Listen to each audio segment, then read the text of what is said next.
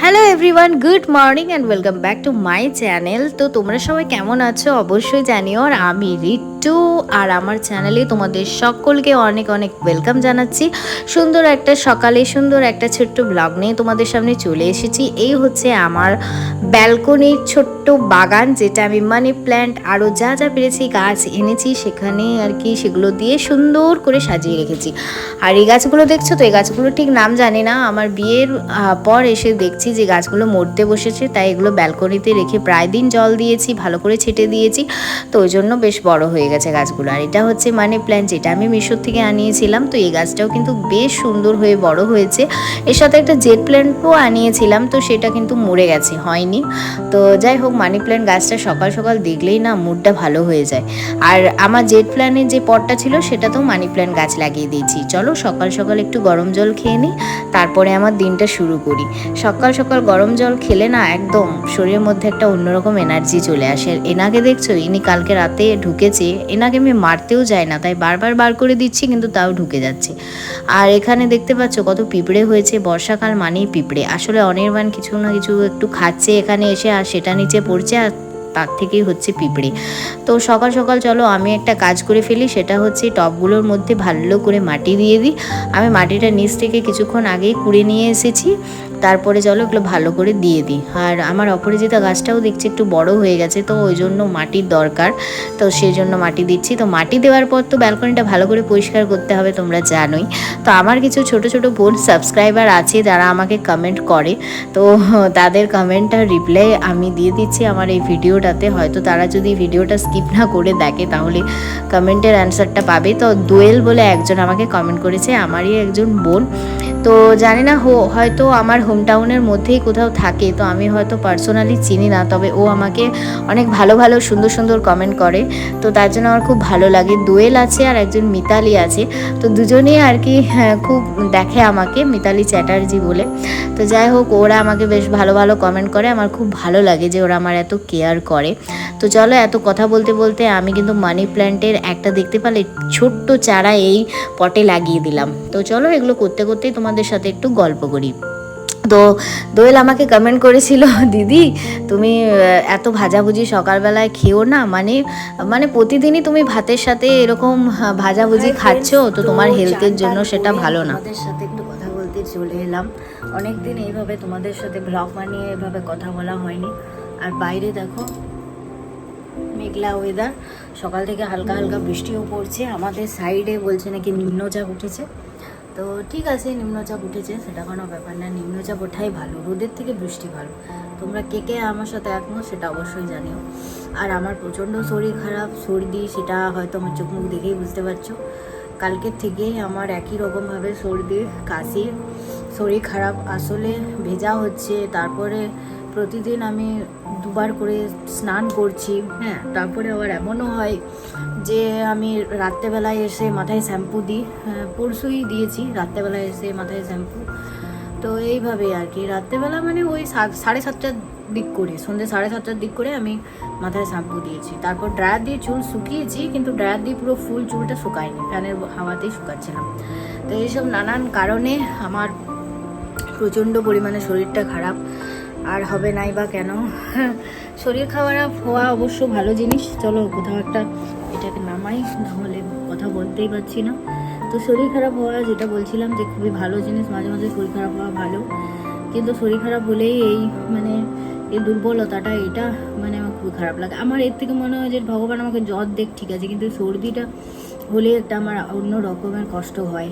তো তাই আমি সর্দিটা মানে মানে ঠান্ডাটা লাগাতে চাই না খুব বেশি। আর এই তাও তো আমার আগে প্রচুর পরিমাণে ধার ছিল, এখন তাও অনেকটা কম, কারণ হচ্ছে যে আমার এখন আমি হোমিওপ্যাথিক ওষুধ খাচ্ছি, তো ওই ওষুধ খেয়ে খেয়ে আমার অনেকটা ঠিক হয়ে গেছে।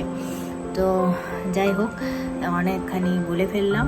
তো দাঁড়াও, তোমাদের কিছুক্ষণ পর বাইরের কন্ডিশনটা দেখাচ্ছি। বাইরেটা কিন্তু খুবই সুন্দর লাগছে, মনে হচ্ছে একদম রিলস করার মতো ওয়েদার, কিন্তু রিলস করতে পারবো না এই শরীর খারাপ নিয়ে।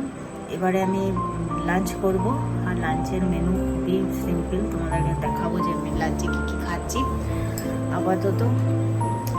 কথা বলাটা বন্ধ করছি। চলো লাঞ্চ টেবিলে আবার তোমাদের সাথে দেখা হবে, তার আগে তোমাদেরকে আবার ওয়েদারটা। তো আকাশটা দেখতে পেলে, দেখতে পাচ্ছ এক্ষুনি জল নামলো বলে। তো চলো তোমাদেরকে বলি, যেটা বলছিলাম কথা বলে ফেললাম তারপরে।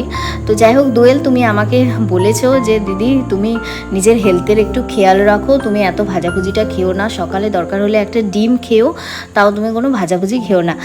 তো দোয়েল তোমাকে বলি আমার যেন টাইম হয় না রান্না করার সেভাবে, কারণ সকাল 9টার মধ্যে আমাকে কাজে বেরোতে হয়, তো ওই জন্য আমি ঠিক টাইমটা পাই না, তাই যা কিছু আর কি একটা ভাজাভুজি দিয়ে খেয়ে চলে যাই। তবে হ্যাঁ, আমি রাতে অবশ্যই আমার প্রপার ডায়েট ফলো করি, মানে আমি ওটস খাই, তার সাথে আমি ভেজিটেবলস অ্যাড করি, তার সাথে ডিম, সব কিছুই আমি মোটামুটি খাই। তো এই দোয়েল বোন আর মিতালি বোন, তোমরা যে আমাকে এত কমেন্ট করো, আমার এত খেয়াল রাখো, তো তার জন্য সত্যিই আমার খুব ভালো লাগে। হ্যাঁ মানে এত ভালো লাগে কি বলবো, তোমরা আমার নিজের হোম টাউনের মধ্যেই আই থিঙ্ক, কারণ তোমরা আমার সব, মানে আমি যেখানে যেখানে যাই তোমরা আমাকে বলো যে ঝর্ণা যাবে দিদি, ঝর্ণায় প্রচুর জল হয়েছে, আমার যেন টাইমই হচ্ছে না, না হলে অবশ্যই তোমাদের যেতাম। তোমরা কিছু রেস্টুরেন্টেরও আমাকে রিভিউ করতে বলেছো, যেগুলো আমি পারিনি, এখনও করে উঠতেই পারিনি, তো সেগুলো অবশ্যই করব, তোমরা একটু ওয়েট করো, আমি সব তোমাদেরকে দেবো। বুঝতেই তো পারছো হচ্ছে না সেভাবে।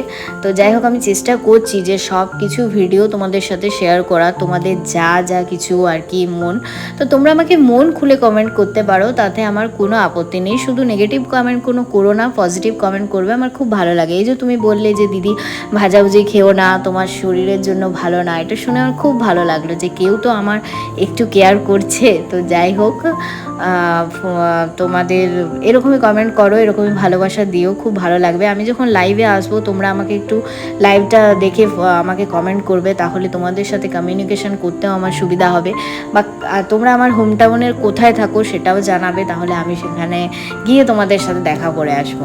তো যাই হোক এটা হচ্ছে আমাদের সুপুরের মেলা, তো ছোট্ট করেই বসেছে, তো আমি পুতু ঋতু 3জন মিলে গিয়েছিলাম এখানে কানের কিনতে। তো কানের তো কালেকশন সেরকম মানে ভালো পেলাম না, তো তাও খুঁজে যাচ্ছি, তো পেয়ে যাব ঠিকই।